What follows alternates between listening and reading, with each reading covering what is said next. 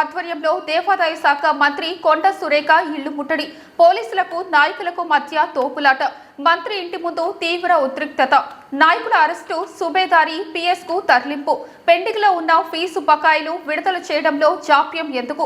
విద్యార్థులను విమర్శించిన ఏ ప్రభుత్వం బతికి బట్ట కట్టలేదు. Degree, PG, pharma, MCA, MBA, engineering కళాశాలకు బంద్ చేసి 18 లక్షల మంది విద్యార్థులకు ఇంటికి పరిమితమై 4వ రోజు గడుస్తున్నా ప్రభుత్వానికి సోయలేదు. ఇప్పటికైనా స్పందించుకుంటే ఉద్యమాన్ని ఉధృతం చేస్తాం.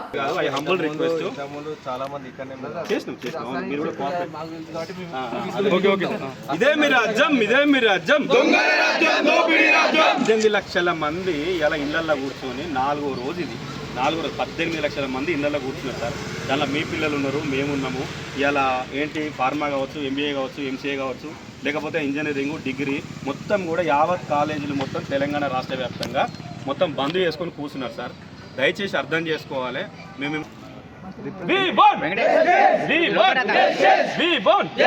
ఇదే మీ రాజ్యం, ఇదే మీ రాజ్యం, ఇదే మీ రాజ్యం, ఇదే మీ రాజ్యం.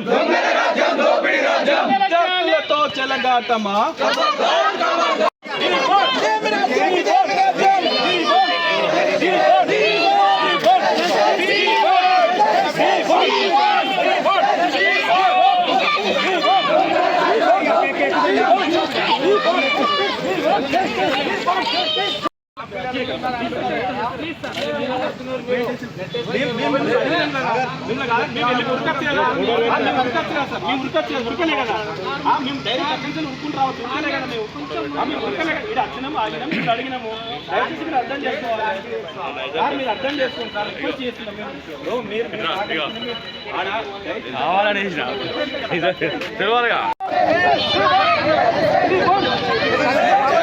జరుగులే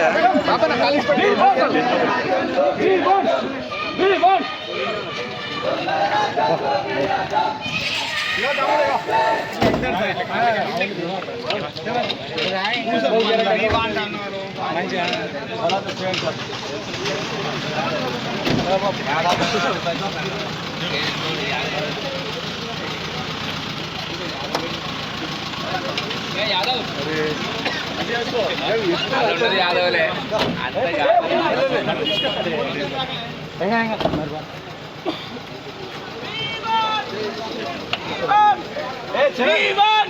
చరణ్